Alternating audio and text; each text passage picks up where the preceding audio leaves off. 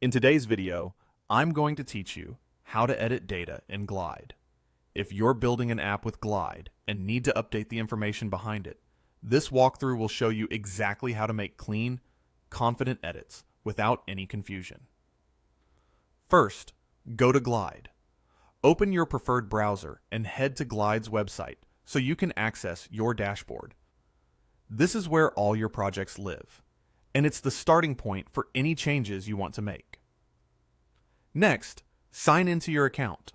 Use the same sign-in method you originally used so your projects load correctly.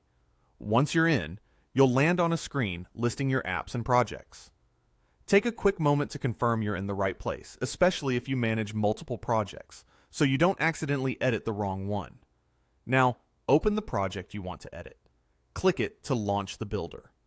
You'll see the main editor interface, which includes your app preview and a set of tabs or sections for different parts of the builder. This is your workspace for design and data alike. At the top, click Data.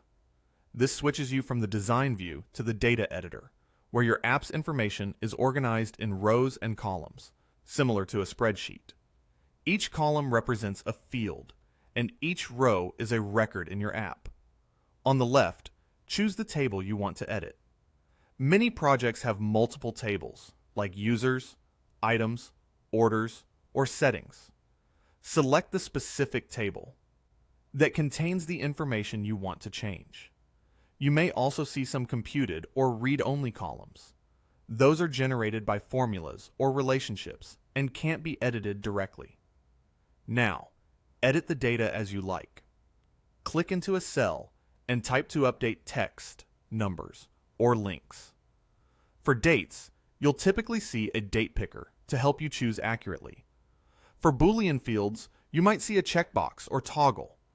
If a column expects an image, you can paste a valid URL or select an existing file, depending on your setup.